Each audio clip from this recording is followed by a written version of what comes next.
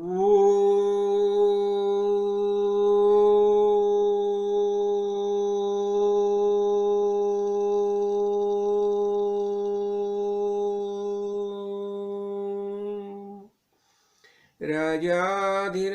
सद्गुरुनाथ सिद्धरामेश्वर महाराज की जय। राजाधिराज सद्गुरुनाथ श्री भव साहेब महाराज की जय। राजाधिराज सद्गुरुनाथ श्री काड़ सिद्धेश्वर महाराज की जय। गुरुर्ब्रह्मा गुरुर्विष्णु गुरुर्देवो महेश्वरा गुरु साक्षात् परब्रह्म तस्मै श्री गुरुवे नमः। राजाधिराज सद्गुरुनाथ श्री काड़ सिद्धेश्वर महाराज की जय। आज पुरुषोत्तम मास की पौर्णिमा है। हमने देखा पुरुषोत्तम मास के पहले प्रवचन में, ये पुरुषोत्तम मास यानी क्या है। जब ये मलमास है, वो जब ये भगवान की शरण में गया तो भगवान ने बता दिया कि अभी सब तुम्हें पुरुषोत्तम मास करके पुकारेंगे, ऐसा वरदान दिया। और दूसरा, ये महीने में जो कोई पुण्य कर्म करेगा उससे अधिकस्य अधिक फलम ऐसा मिल जाएगा। तो देखो, अभी हम क्या, आज की तो पूर्णिमा है और हम देख रही है कि ये पूर्णिमा यानी क्या होता है। देखो, हमारी परंपरा के आधार पर हमारे सदगुरु काड़ सिद्धेश्वर महाराज, उन्होंने क्या किया, उन्होंने तो वो क्या करते थे, हरेक पूर्णिमा को संत संग रखते थे। शनिचर तो प्रवचन होता ही होता, संत संग होता ही था। क्यों? देखो, हमें सतत वही अनुसंधान रहना चाहिए, श्रवण होना चाहिए, मनन होना चाहिए, उसका निधिध्यास होना चाहिए। तो श्रवण, मनन और निधिध्यास के लिए ये संत संग की बहुत आवश्यकता है, बहुत आवश्यकता है। और संत संग के बिना कुछ भी नहीं हो सकता। हमें आत्मज्ञान प्राप्त करना होगा तो आत्मज्ञानी महापुरुष के सानिध्य में आना ही चाहिए। महाराज बताते थे, कभी कभी क्या बोलते थे, देखो कोई बात बोलते थे, महाराज जी को बताते थे कि महाराज, मैंने आपसे 20 साल पहले अनुग्रह लिया है। अरे ठीक है, 20 साल पहले अनुग्रह लिया और अभी तुम आ रही हो। देखो, शादी होने के बाद पति पत्नी इकट्ठा रहेगी, एक जगह रहेगी, तो ही संतान प्राप्त हो जाएगा ना। तो देखो, ज्ञान प्राप्त होना होगा, तो ज्ञान प्राप्ति के लिए हमें संत संग में आना चाहिए, सदगुरु के सानिध्य में रहना चाहिए, तो ही ज्ञान की प्राप्ति हो जाएगी ना। नहीं तो कैसे हो जाएगी? खाली अनुग्रह लिया ऐसा होके नहीं, ऐसा नहीं चलेगा। तो देखो, आज हम क्या देख रहे हैं। अभी तो देखो, बहुत तो बातें हमने समझ ली है, और खासकर मैं आज एक बात के ऊपर ज्यादा महत्व देना चाहता हूं। जैसे भगवत गीता का देखो, अभी मैंने ये ब्रह्म सूत्र का जो मैंने बताया ना कि प्रस्थान त्रयी, देखो प्रस्थान त्रयी के ऊपर भी मैंने एक प्रवचन किया है। तो प्रस्थान त्रयी में क्या बताया जाता है, भगवत गीता, उपनिषद। अभी ये उपनिषद जो है ना, ये भी क्या है, उपनिषद यानी क्या हो गया, वेद जो है ना, वेद। तो वेद में ज्ञान कांड है, कर्म कांड है और उपासना कांड है। तो ज्ञान कांड के ऊपर जो प्रवचन किए गए हैं ना, वो उपनिषद है। जो अनेक उपनिषद है ना, उसमें ज्ञान कांड के ऊपर खास जो उपनिषद है, तो उसके ऊपर अपने शंकराचार्य ने क्या किया है, भाष्य किया है। महर्षि व्यास ने भाष्य किया है और फिर शंकराचार्य ने उसके ऊपर भाष्य किया है, और वो ब्रह्म सूत्र करके उसका वो खास माना जाता है। तो देखो, ये प्रस्थान त्रयी में क्या आता है, पहले आता है भगवत गीता आती है, और भगवत गीता के बाद उपनिषद आता है, और उपनिषद के बाद आता है ब्रह्म सूत्र। तो देखो, ये जो है ना, ये खास क्या बताते थे कि हमें हमारी प्रगति करने, हमारा उत्थान करना है, तो क्या करना चाहिए, हमें प्रयत्न करने चाहिए। और देखो, जब भी अर्जुन के सामने जब इस सवाल पैदा हो गया, अरे अब ये इनके साथ मैं कैसा संघर्ष करूं, ये इतने जो मेरे सब आप्त है, स्वकीय है, उन्हें मैं कैसे मारूं, युद्ध में कैसा, उनके साथ युद्ध कैसा करूं। और जब ही भगवान ने उसे बता दिया, ये भगवत गीता का जो बोध किया, और उसे क्या बोला कि ठीक है, अरे तुम युद्ध करने वाले कौन हो, तुम्हें यह धर्म कृत्य है वो करना ही चाहिए, तुम क्षत्रिय है और क्षत्रिय का धर्म क्या, युद्ध करना। हाँ, तो ये हो गया। और उसी भगवत गीता में भगवान ने जो कुछ बहुत कुछ बातें बताई, 700 श्लोक है, हमने देखे होगा। तो लेकिन उसमें एक खासकर एक महत्वपूर्ण श्लोक है, उसके बारे में आज बताना चाहता हूँ। वो क्या बता रही है, उद्धरेत आत्मानम आत्मना नात्मानम अवसादयेत आत्मैव ह्यात्मनो बंधु आत्मैव रिपुरात्मना। इसका इसका अर्थ क्या है, देखो, उद्धरेत आत्मानम आत्मना, हमें देखो, हमें खुद का उद्धार करना है तो हमें खुद को प्रयत्नशील रहना चाहिए। वो क्या बता रहे, हमारा उद्धार हमें ही करना चाहिए, आत्मा। और नात्मान अवसादित, हमारा अधपत हमें नहीं करना है। अच्छा, और क्या बता रहे, आत्मा ही वही आत्मना बुद्ध, हम ही खुद के बंधु है। और क्यों क्यों बंधु है, हम अच्छे रास्ते से चलेंगे तो हम हमारे बंधु है। और आत्मा ही वह रिपु आत्मना, और हमारे शत्रु भी हम ही है। क्यों, हम गलत रास्ते से जाएंगे तो हम हमारे शत्रु हो गए, और हम अच्छे रास्ते से चलेंगे तो हम हमारे मित्र हो गए। तो देखो, अभी इसके लिए हमें क्या करना चाहिए, तो हमें दिग्दर्शन। तो हमें जब भी हम सदगुरु की शरण लेते हैं तो हमें क्या करते हैं, सदगुरु क्या करते हैं, दिग्दर्शन करते हैं, दिग्दर्शन, दिशा का ज्ञान देते हैं। देखो, पहले ने जब भी हम छोटे होते हैं ना, तो समझो 7 साल 8 साल 9 साल हो गया कि उपनयन होता था, उपनयन। तो क्या करते थे, हमारे माता पिता हमें गुरुजी के पास लेके जाते थे। उपनयन, तो हमें किसके, गुरुजी के पास ले चले गए, या ज्ञानी महात्मा। फिर वो क्या करते थे, वो दीक्षा देते थे, यानी दिशा का दिग्दर्शन करते थे। क्या, कौन सी दिशा से जाना है हमें, और वो दिशा से हम वो कौन सी दिशा बताते थे, वेद में जो दिशा बताई है। देखो, ये आत्मज्ञानी महापुरुष जब भी प्रबोधन करते हैं तो क्या करते हैं, जो वेद में बताए वही प्रबोधन करते हैं। देखो, वो खुद का कुछ नहीं बताते, जो शास्त्र ग्रंथ में बताया है उसका ही वो प्रबोधन करते हैं। तो उन्होंने हमें दिशा बताई, और क्या बताया, ठीक है तुम ये दिशा से जाना, और वो दिशा जो है, और जब भी हम वो दिशा से चलते हैं तो क्या होता है, हमारा उद्धार होता है, हमें ज्ञान प्राप्ति होती है। तो ये आत्मज्ञानी महापुरुष, इसलिए देखो हमारे गुरुजी, अभी हमने देखा ना कि संत संग, श्रावण मास में संत संग कर देते, पूर्णिमा में संत, क्यों, वो संत संग के माध्यम से वो हमें ज्ञान का प्रबोधन करते थे। तो अभी क्या बताते, अभी ये भगवान ने ये देखे, ठीक है, ये बता दिया कि हमारा उद्धार हमें ही करना है, हम हमारे मित्र भी हम है। क्यों, हम अच्छे रास्ते से चलेंगे, सदगुरु ने जैसा बताया वेदानुगामी रहेंगे, वेद ने जैसा बताया वैसा हम आचरण करेंगे तो हम हमारे मित्र होंगे। और यदि हम गलत रास्ते से जाएंगे, दुस्संग सर्वथैव त्याज्यम, ऐसा बताया ना, तो भी हम दुस्संग में जाएंगे तो क्या हो जाएगा, तो हम हमारे शत्रु बन गए। हाँ, तो देखो, और आगे आगे देखो, यही भी गीता में ही बताते हैं, कर्मण्येवाधिकारस्ते मा फलेषु कदाचन, कर्म करने का अधिकार हमें है। तो क्या होता है, देखो, और वो आगे बताए कि ये कर्म जो होते हैं कैसे होते हैं, योगः कर्मसु कौशल्यम।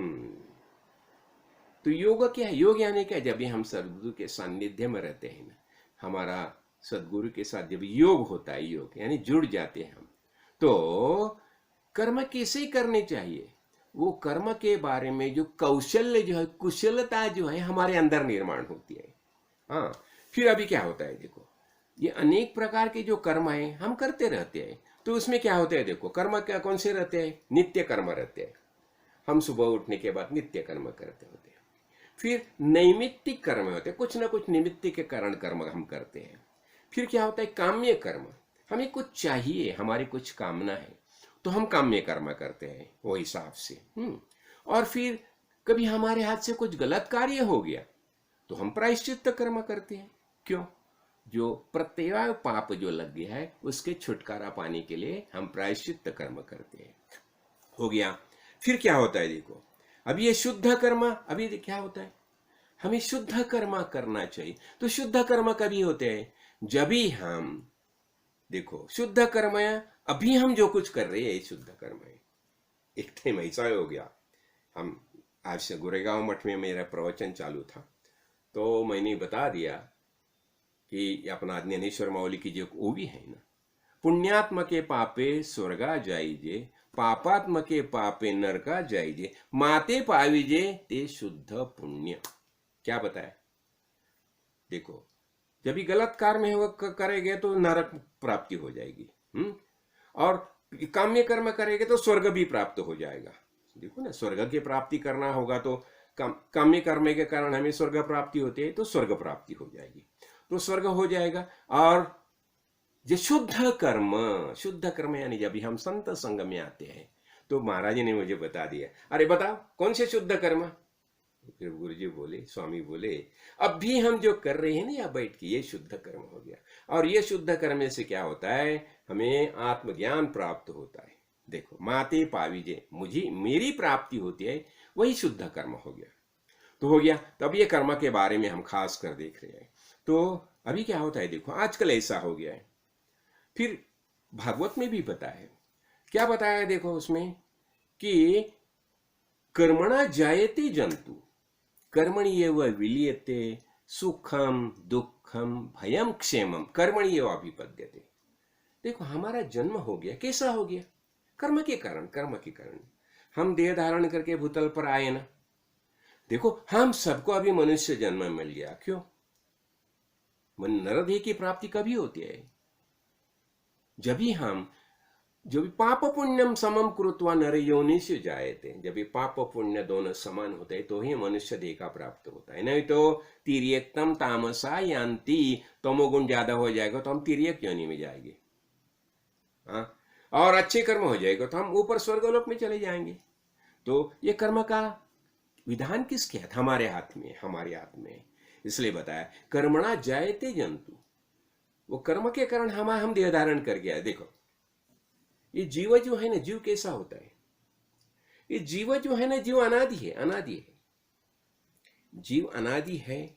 और चैतन्य जो है, परमात्मा परमेश्वर जिसे हम ब्रह्म बताते हैं, ब्रह्म वो भी अनादि है, ब्रह्म अनादि है, जीव अनादि है। फिर ये अभी निर्मित कैसी होती है, देखो जो जीव है वो जीव में अनेक जन्म के संस्कार रहते हैं, उसकी कुछ वासना होती है, कुछ अपेक्षा होती है, उसने कुछ कर्म करे होते हैं, अनेक जन्म में उसने कुछ कर्म किया है, वो कर्म का हिसाब से जो कुछ चलता रहता है। और ये सब कर्म का समुच्चय जो है वो जीव के साथ रहता है।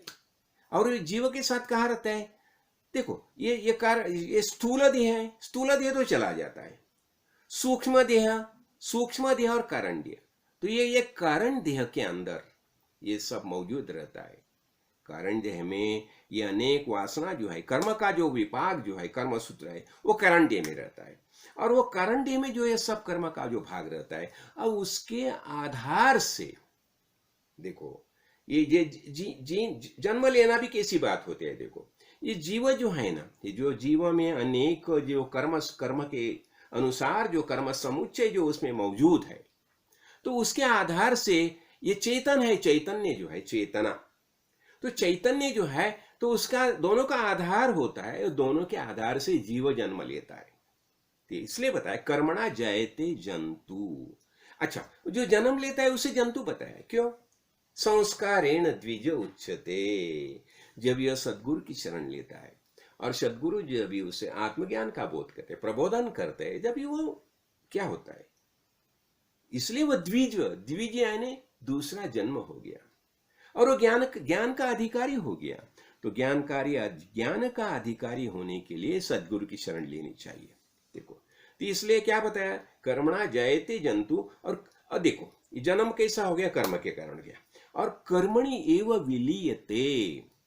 अभी वो जब भी उसका देहांत जब भी होता है, अभी देहांत इसका देखो क्या हो गया, इसके बारे में मैंने पहले से बताया है।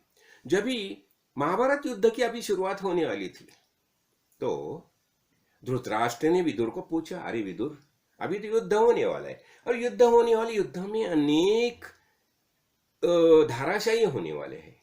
तो वास्तव में ये मृत्यु क्या है, उसके बारे में जरा कुछ बातें बताओ तुम, ये क्या है, मृत्यु क्या है।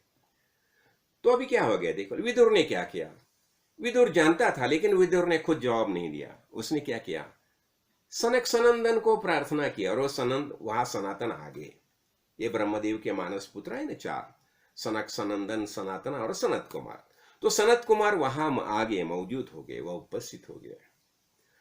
और जब ही उन्हें पूछा मृत्यु के बारे में, धृतराष्ट्र ने पूछा ये क्या है, ये मृत्यु क्या है, मुझे बता दीजिए, अभी तो युद्ध होने वाला है, अनेक धाराशायी होने वाले हैं। तो उसी समय ये बताता है, सनत कुमार बताते हैं कि मृत्यु नास्ति इति भारत।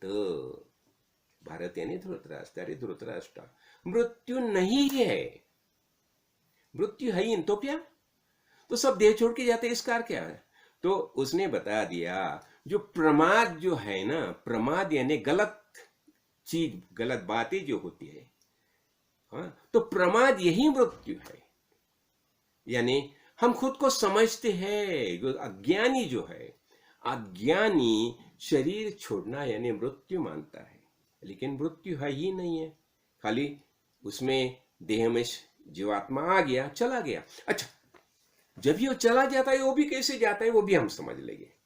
अभी देखो, जब ये शरीर है ना, शरीर ऐसा समझो कि ये शरीर ये घर है, ये घर है, और ये घर में कौन है, घर में प्राण है, प्राण, और जीव है। हाँ, तो जीव है ये पति समझो, जीव है ये पति समझो, और प्राण है ये पत्नी समझो। हाँ, तो अभी ये घर है, ये घर से जब ये निकल जाते हैं, कौन कौन निकल गया, जीव निकल गया और प्राण निकल गया। और ये जो दोनों कहां से कैसे जाते हैं, देखो, जिसने अच्छे कर्म किए, हम बोले उद्धार, उद्धरेत आत्मान आत्माना, जिन्हें खुद का उद्धार किया, संत संग में जाके श्रवण मनन निधिध्यास से जिसने ज्ञान प्राप्त किया, वो कैसा जाता है। देखो, हृदय में 101 नाड़ियां है। हाँ, तो जो साधक जो है वो कैसा होता है, जो सुषुष्मा नाड़ी जो है, उससे साधक जाते, कहाँ जाता है, ब्रह्मलोक जाता है। और ये ब्रह्मलोक जाने के बाद वहां क्या होता है, अभी वहां की बात देखो, वहां वो गया, साधक है, साधना की उसने, तो वहां जाने के बाद वहां ब्रह्मदेव से उसे ज्ञान प्राप्त होता है। देखो, वो अभी क्रम, इसे क्या बताए थे, क्रम मुक्ति। तो क्रम मुक्ति प्राप्त होने से वह ब्रह्मलोक जाता है, और ब्रह्मलोक जाने के बाद वहां ब्रह्मदेव से ज्ञान प्राप्त होता है। यानी एक जो ग्रंथ है ना, उनके माध्यम से ब्रह्मदेव उन्हें ज्ञान देता है, और वो ज्ञान प्राप्त होने से वो मुक्त होता है। लेकिन इसे शुरू में कौन सी मुक्ति मिल गई, क्रम मुक्ति मिल गई। ठीक है, तो हमने क्या देखा, जो साधक है वो सुषुम्ना नाड़ी से ऊपर जाता है, ब्रह्मलोक जाता है। अच्छा, और जो सामान्य जीव जो है, तो और जो 100 नाड़ी है, उसमें से कौन से भी नाड़ी से वो देह छोड़ के चला जाता है, और फिर वापस देह धारण करके भूतल पर आता है। फिर क्या बताया जाता है, पुनरपि जननम पुनरपि मरणम पुनरपि जननी जठरे शयनम। ये उसका कार्य चलता रहता है, किसका, सामान्य आदमी का, सामान्य जीव का। तो हमें असामान्य होना चाहिए। क्यों असामान्य होना चाहिए, हमें खुद का उद्धार करना चाहिए, तो इसलिए संत संग में आना चाहिए। अतः अभी देखो, ये हो गया। अभी जो कर्म करते हैं ना, देखो, अभी ज्ञानी भी कर्म करते रहते हैं। तो भगवान क्या बताते हैं, भगवत गीता में उसने बताया, हाँ, कर्मण्य वही संसिद्धिम। देखो, कर्म के कारण ही संसिद्धिम आस्थिता जनकादयः लोक संग्रह मेवापि संपश्यन कर्तुम अर्हसि। देखो, अभी ज्ञान हो गया, ज्ञान प्राप्त हो गया। अभी जनक को ज्ञान प्राप्त हो गया, जनक तो राजा थे, उसका खासकर उल्लेख कर रहे हैं श्री कृष्ण भगवान, भगवत गीता में उल्लेख कर रहे हैं। और उसने क्या बताया कि कर्म करने से ही सिद्धि प्राप्त होती है। आदि अभी जनक आदि देखो, राजर्षि जो राजा हो गए थे, तो भी उन्हें सिद्धि प्राप्ति होगी ना। और लोक संग्रह में वापी, अभी देखो, ऐसे जो सिद्ध महानुभाव है वो कर्म करते हैं। क्यों कर्म करते हैं? लोक संग्रह के, लोक संग्रह के लिए। देखो, वो मुक्त ही रहते हैं वास्तव में, वो मुक्त ही है। महाराज देखो, काड़े सिद्धेश्वर महाराज ये मुक्त ही थे, लेकिन वो क्यों कार्य कर रहे थे? हमारे लिए, हमारे लिए, लोक संग्रह के लिए। इसलिए जो ज्ञानी महापुरुष है उनका कार्य कैसा होता है? उनका कार्य लोक संग्रह के लिए होता है, खुद के लिए नहीं। और वो कर्म करते हैं, लेकिन वो कर्म आभास होता है, उनके लिए वो कर्म नहीं होते, वो खाली कर्म का आभास होता है। तो ऐसा होता है, और इसलिए क्या बताया जाता है। और दूसरी बात देखो, ये तो हो गया, और ये लोक संग्रह के लिए करते हैं। जब भी महापुरुष जब भी कर्म करते हैं, अब ये देखो स्वामी भी कुछ कार्य कर रहे हैं, बहुत कुछ कार्य कर रहे हैं। हम गए थे ना गोपेश्वर में, उनके लिए वो कर्म है। क्यों कर्म है? लोक संग्रह है। लोक संग्रह का अर्थ क्या हो गया? अभेद भक्ति, अभेद भक्ति, वैराग्य, ये खुद आचरण करते हैं देखो, और सब लोगों को उसका प्रबोधन करते हैं। यही लोक संग्रह होता है। और ये लोक संग्रह की आवश्यकता क्यों होती है? ये भगवान का दायित्व है, भगवान का दायित्व है। जब भी देखो, त्रिदेव ने सृष्टि निर्माण की और उनका कार्य चल रहा है, उत्पत्ति स्थिति लय, ये कार्य चल रहे हैं, उनके त्रिदेव के कार्य चल रहे हैं। लेकिन ये कार्य चल रहे हैं तो उसमें महत्वपूर्ण क्या है? महत्वपूर्ण ज्ञान का प्रबोधन, ज्ञान का प्रबोधन। और इसलिए वेद कैसे? वेद भी अनादि है, अनादि है। अपौरुषेय वेद, यानी वेद की निर्मिति किसी पुरुष ने नहीं की है। अपौरुषेय वेद ऐसे बताया जाता है। और वेद का प्रबोधन जो है यह आवश्यक। वेद आदि वेद है, आदि वेद है। और देखो, वेद के बारे में कभी भी देखो, जो मानता है वेद मानता है ना, वेद मानने वाले आस्तिक माने जाते हैं। यानी जो देहात्मवादी है वो वेद नहीं मानते। देखो, इसलिए क्या है, हमारे इसमें आस्तिक संप्रदाय है और नास्तिक भी है। अभी देखो, जो वेद मानने वाले हैं वो आस्तिक है, वेद को मानते हैं, वेद का प्रबोधन मानते हैं। और जो देहात्मवादी है वो ये वेद को नहीं मानते। अभी देहात्मवादी, इसका अर्थ क्या हो गया? वो देह यही आत्मा है ऐसे मानते हैं। इसके बारे में एक कथा तो मैंने पहले से बताई है। जब भी इंद्र और विरोचन और इंद्र दोनों गए प्रजापति के पास ज्ञान प्रबोधन के लिए, उन्हें बता दिया कि भगवान हमें ज्ञान का प्रबोधन कीजिए। तो प्रजापति ने क्या बताया? प्रजापति ने बताया, ठीक है, तुम ऐसा करो, तुम जाओ, अच्छा कपड़ा सब पहन के आ जाओ। तो आए दोनों, अपना अपना अच्छा जो अच्छा ड्रेस करके आए, पहराओ एकदम।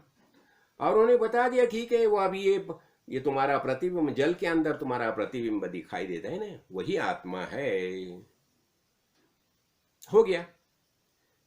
विरोचन ने मान लिया वो, और गया वो, और उसने खुद के सब शिष्य थे, असुर जो थे, उन्हें बता दिया, अरे ये शरीर जो है वो दिखाई दे, वही आत्मा है। ऐसा हो गया। और इसलिए यह क्या हो गया? देहात्मवादी, शरीर यही आत्मा है, इसलिए देहात्मवादी बन गया, और ये असुर परंपरा होगी। और इंद्र ने नहीं माना।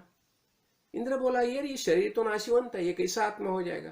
तो इंद्र एक बार नहीं 4 बार इंद्र फिर से गया।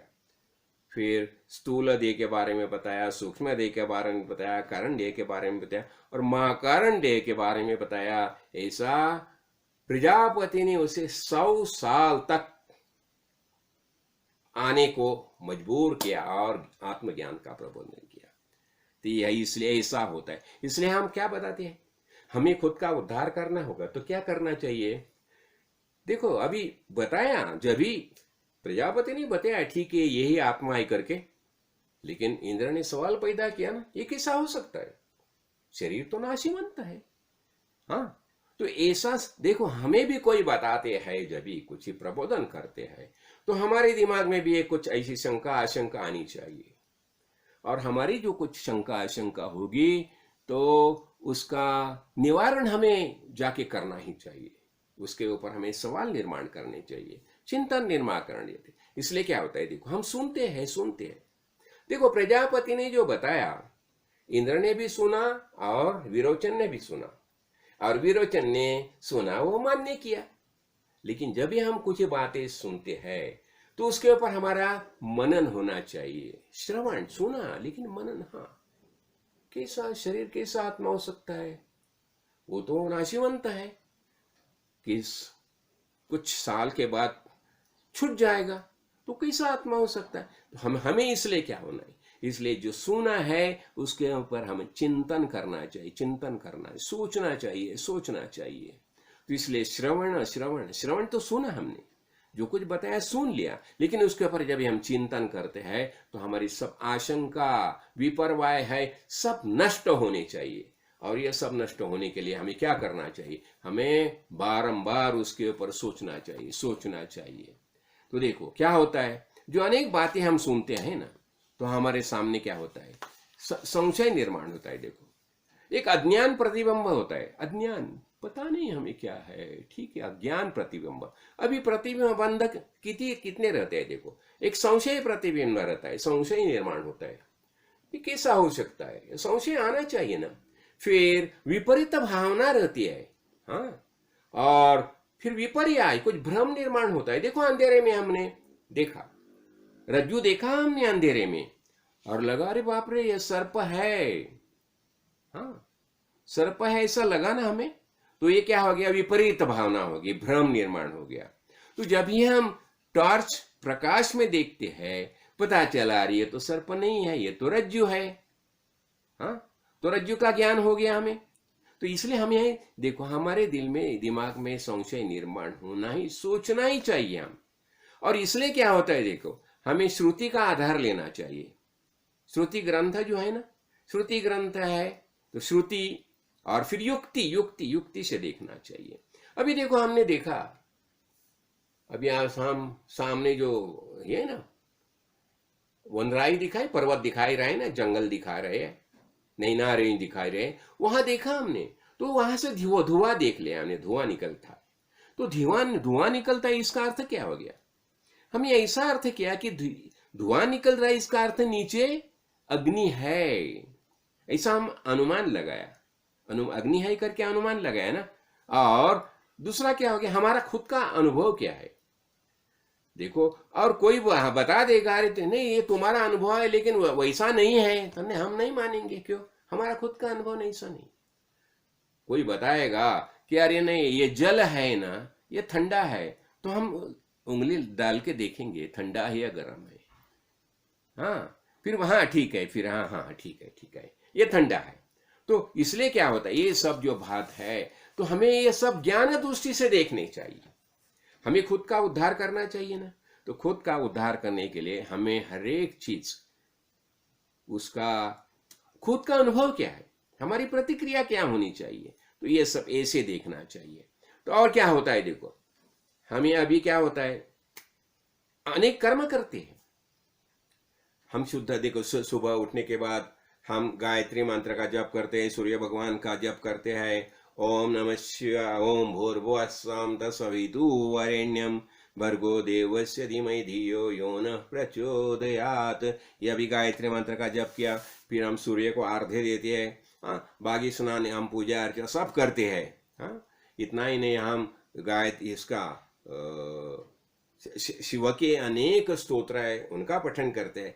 देखो ये क्या होता है, ये सब जो पारायण करते हैं ना, तो इसके बारे में क्या बताया जाता है, शंकराचार्य ने बताया, विवेक चूड़ामणि, वो बताते हैं चित्तस्य शुद्धये कर्म न तु वस्तुपलब्धये वस्तु सिद्धिर विचारेण न किंचित कर्म कोटि भी।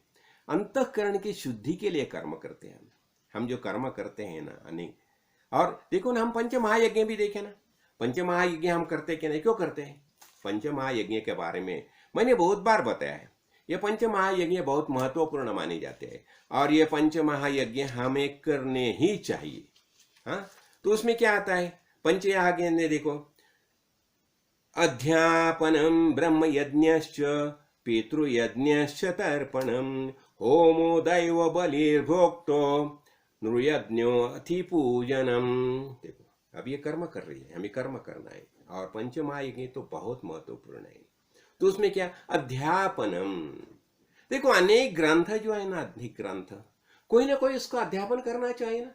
देखो शंकराचार्य जी ने अनेक स्तोत्र का निर्माण किया, लेकिन खुद उसने अध्यापन किया ना पहला।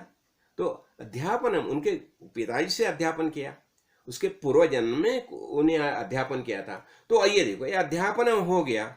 और ये क्या होता है, वेद ग्रंथों का अध्ययन करना चाहिए। हाँ, और अध्यापन करना यानी टीचिंग, टीचिंग दूसरे को सिखाना चाहिए। हाँ, और पितृयज्ञ से तर्पणम, हम तर्पण करते हैं पितृयज्ञ। हाँ, पितृयज्ञ, और ये श्रेष्ठ ज्येष्ठ है, उन्हें हम प्रणाम करते हैं। हाँ, उनके बारे में उन्हें प्रसन्न रखते हैं। हाँ, और साथ ही साथ लौकिक कर्म से प्रसन्न रखते हैं, उन्हें जो कुछ चाहिए, जो चीजें चाहे वो सब देना, ये सब होता है। हाँ, और फिर दैव यज्ञ करते हैं, दैव यज्ञ। देखो अनेक देव देवता, ये वातावरण में अनेक देवता है। और दूसरी एक बात मैं आपको बताना चाहता हूं, ये सब देव देवता जो है ना, ये देव देवता पहले मनुष्य ही थे।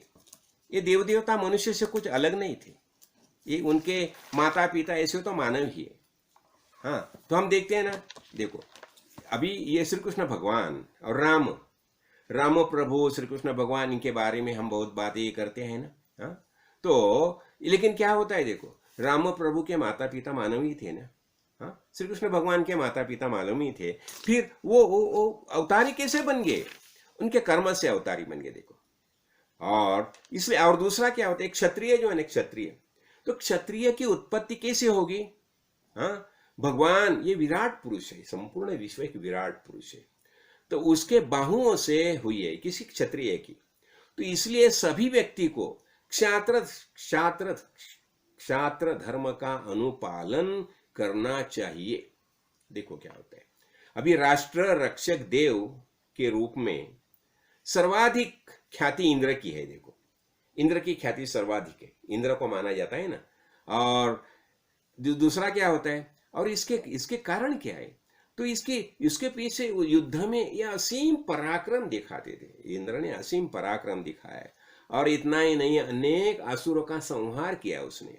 हाँ, और ये दूसरा क्या होता है, तो अनेक असुरों का न्याय किया, संहार किया, और आर्यजनों ने देवराज के रूप में उसका अभिनंदन किया, किसका, इंद्र को। और इतना ही नहीं, देखो वेद कैसे है, वेद अपौरुषीय है, अनादि है और अनंत माने जाते हैं। देखो वेद और उसकी खासियत क्या है, वेद में जीवन संघर्ष में विजय प्राप्त करने की सर्वकालोपयोगी अमोघ सूक्त है, अमोघ सूक्त है उसमें। हाँ, और सभी देव देवता सदा, देखो देव देव के हाथों में क्या होता है, शस्त्र रहता है और शास्त्र भी रहते हैं। तो देव देवता जो है, तो देव देवता रूप जो है ना, ये सब कैसे प्राप्त हो गए। ये देव हम आज ही ये देव मानते हैं, लेकिन ये देखो अग्नि देखो, इंद्र देखो, वरुण देखो, सोम देखो, पुषा, मरुद, इंद्र, वसु, ये सभी प्रबल वीर थे, प्रबल वीर थे। हाँ, और सब देवता जो है ना, देवता अभी जो देवरूप में जो प्राप्त हो गए है, वो जन्म से मानव ही थे। देखो ये देव देवता क्यों बन गए, अच्छे कर्म के कारण, अच्छे कर्म के कारण। इसलिए हमें क्या करना है, हमारे कर्म अच्छे चाहिए। और कर्म कैसे चाहिए, संपूर्ण विश्व के कल्याण के लिए कर्म चाहिए। हमारे कर्म ऐसे होने चाहिए। देखो महापुरुष के कैसे कर्म होते हैं, देखो महापुरुष जब भी वरदान मांगते हैं, वो भी कैसे मांगते हैं। देखो मारुति राय को राम राय ने बताया, ठीक है अभी तुम वरदान मांगो। ये मारुति राय ने क्या बताया, देखो महापुरुष का कर्म कैसे होता है। मारुति राय ने बताया, सर्वेत्र सुखिनः सन्तु सर्वे सन्तु निरामया सर्वे भद्राणि पश्यन्तु न कश्चित् दुःखमाप्नुयात्।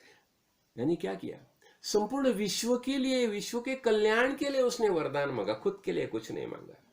और इसलिए मारुति राय ये हो गए ना, चिरंजीव हो गया ना, मारुति राय चिरंजीव हो गया। क्यों, उनके कर्म के कारण, कर्म के कारण। तो सबसे श्रेष्ठ बात क्या है, हमारे कर्म कैसे होने चाहिए। और इतना ही नहीं, देखो अभी ये और एक बात देखो मैं बताना चाहता हूं। जब भी ये कुंती माता अपने, जब भी श्री कृष्ण भगवान शिष्टाई के लिए गए थे, हस्तिनापुर में। हाँ, और ये पांडव तो समझो वन में है, वो शिष्टाली के चले गए थे और उसने बता दिया इसको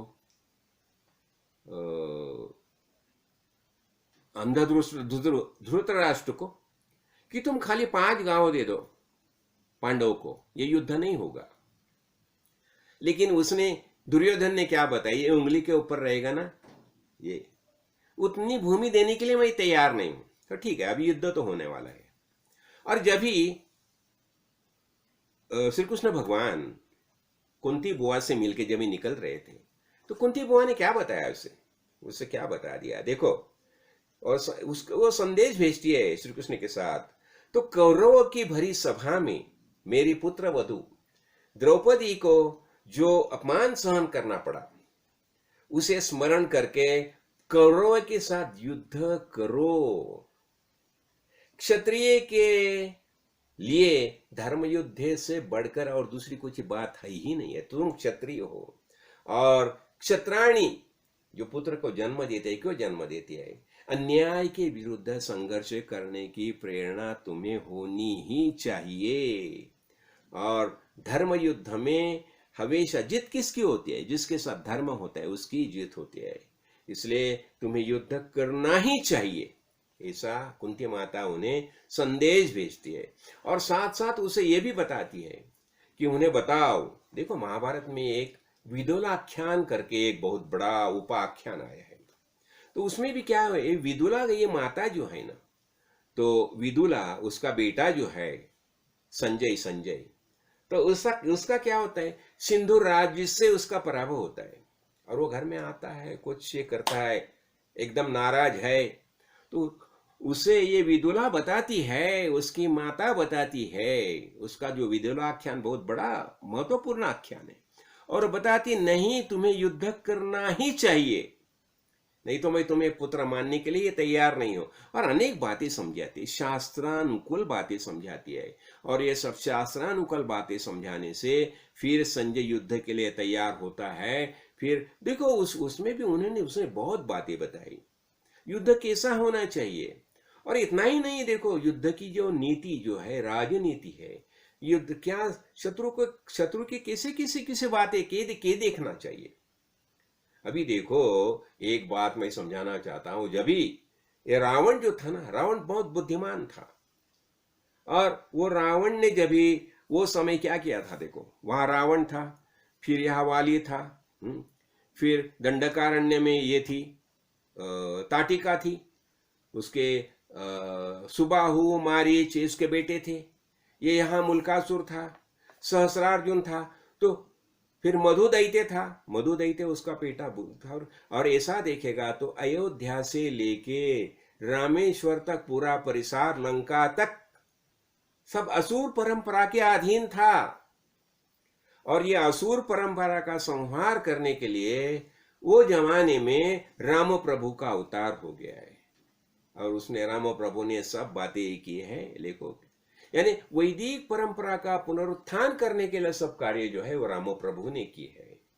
हाँ, लेकिन राम प्रभु के पहले परशुराम जी ने की है, और जब भी परशुराम जी ने ये सब कार्य किया, देखो, और ऋषि परंपरा के ऊपर बहुत प्रताड़ित किया जाता था ऋषि परंपरा को, तो वो समय परशुराम जी ने सहस्रार्जुन का वध किया और ये कार्य की शुरुआत की थी, और वो कार्य अधूरा रुक गया था कुछ कारणवश।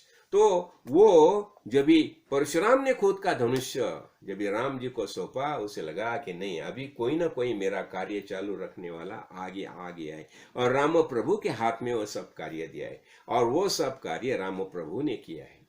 देखो मैं ये क्यों बताना चाहता हूं, ये जो बातें जो है ना, अभी हमें खुद का उद्धार करना चाहिए। तो उद्धार करने के लिए हमें क्या करना चाहिए, ये सब बातें समझ लेनी तो चाहिए। और एक महत्वपूर्ण बात, हमें खुद से ही स्पर्धा करनी चाहिए। देखो आज मेरी थॉट विचार प्रणाली ऐसी है, तो अभी मैं संत संघ में जाऊंगा या वेद का पाठन करूंगा, हाँ, वेदांत का पठन करूंगा, तो वेदांत ये सब सुनने का मेरा थॉट प्रोसेस कैसी होनी चाहिए, मेरी विचार प्रणाली कैसी होनी चाहिए। तो मेरा श्रवण मनन निधि ध्यान ये चलना ही चाहिए। तो इसलिए मुझे क्या करना चाहिए? पहली बात, मुझे अनुस्पर्धा यानी खुद से ही स्पर्धा करनी चाहिए। यानी देखो देखो मैं कुछ नहीं जानता, अभी मेरी थॉट प्रोसेस क्या है, विचार प्रणाली कैसी है, तो अभी मुझे मेरी प्रगति करनी होगी, तो मुझे क्या करना? देखो मुझे शरण, मैं तो सदगुरु को शरण आया, तो उन्होंने जैसा बताया वो वैसा कार्य मुझे करना चाहिए। तो यानी खुद से स्पर्धा करो, दूसरे से मत करो। वो क्या कर रहा है वो भूल जाओ सब। मैं कैसा हूं, आज कैसा हूं, मुझे मेरी प्रगति करनी है, तो कैसे करिए? तो आप अपनी सोच को सदगुरु के आदेश के अनुसार ऊपर की तरफ उठा, ऊपर की तरफ उठा। तो इस क्या होता है?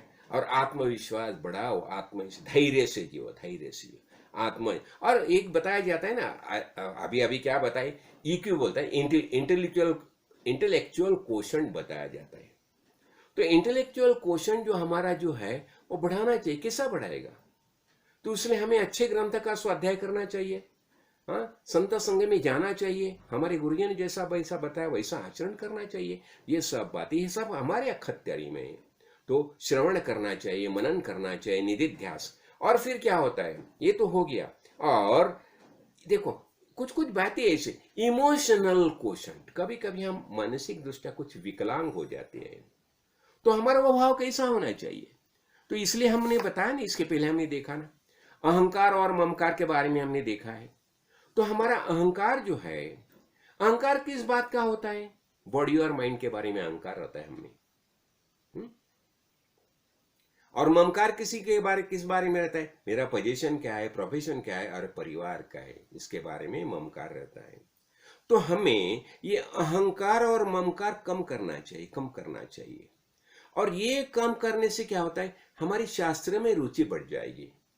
अभी देखो, हमने एक देखा ना, भगवत गीता में जब ये अर्जुन बताता है, अर्जुन को भगवान ने क्या किया? भगवान ने विभूति योग में क्या बताया? अनेक बातें समझाई विभूति योग में। उसने बता दिया, अरे धनुर्धर में अर्जुन मैं हूं, ऋषि में भृगु मैं हूं, पर्वत में हिमालय मैं हूं, नक्षत्र में चंद्रमा मैं हूं, और पंछी में गरुड़ मैं हूं, वृक्ष में अश्वत्थ मैं हूं। यानी भगवान ने खुद की सब विभूतियां बताई। विभूति योग ये जो है ना अध्याय, उसमें खुद की सब विभूति बताई। और उसमें और एक है, ये शरीर जो है ना, शरीर जो, जिस शरीर में आत्मज्ञान प्राप्त हो गया, ज्ञान हो गया, वो भी विभूति होगी ना। भगवान की विभूति हम देख रहे हैं ना, तो जिस शरीर में ज्ञान की प्राप्ति होगी वो भी विभूति होगी भगवान की। ये तो विभूति हो गया। फिर उसने, भगवान ने और एक बताया, विश्वरूप दर्शन। देखो अभी विश्वरूप दर्शन में भगवान ने क्या बताया? वो सब युद्ध चालू है और ये युद्ध होने वाला है। युद्ध में ऐसा बताया अर्जुन को कि जैसा कि ये सब जो है ना, सब युद्ध में आने वाले सब, भीष्म, द्रोण, ये सब उसके मुंह में जा रही है, भूमि है, काल के मुंह में जा रही, काल सबका ग्रास कर रहा है।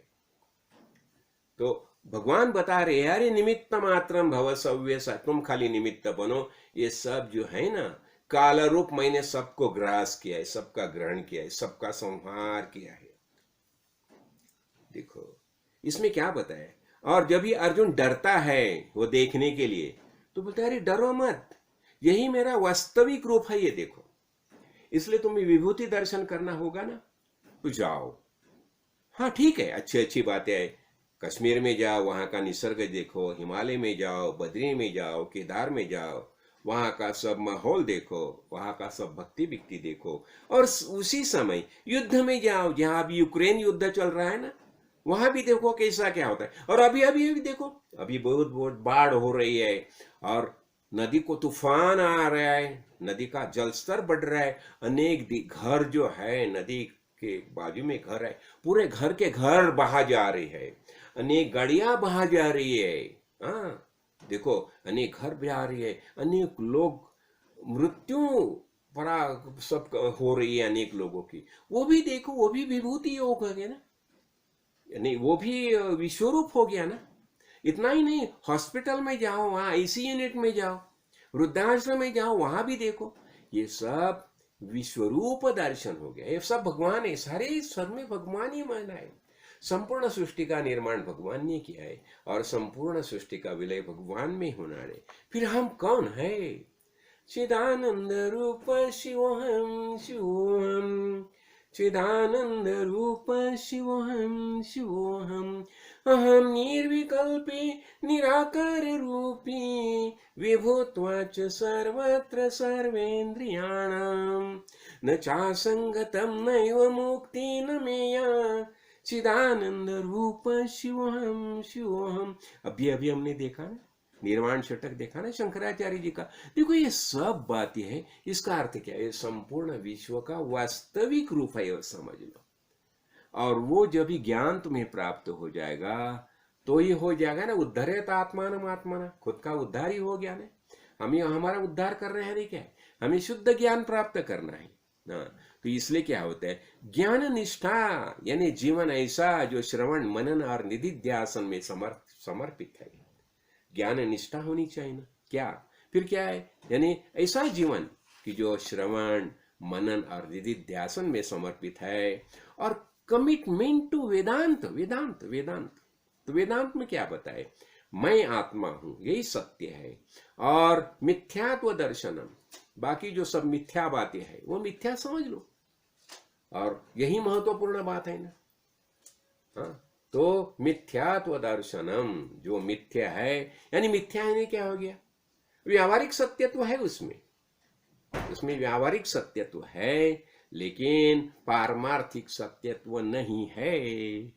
यही बात हमें समझनी चाहिए, और ये हम सब बात से जब हम समझ लेंगे तो हम आनंद से जी सकते हैं। देखो अभी कभी किसी बोला ना, अरे क्यों मस्त मजे में रहना सीखो ना, बोले अरे बाप रे आप क्या बता रहे हैं, लेकिन मेरे सामने ये प्रॉब्लम है, वो प्रॉब्लम है, वो प्रॉब्लम। अरे लेकिन ये सब प्रॉब्लम है, ये लेकिन सांसारिक प्रॉब्लम है ना, तुम उससे क्यों पकड़ के बैठे हो?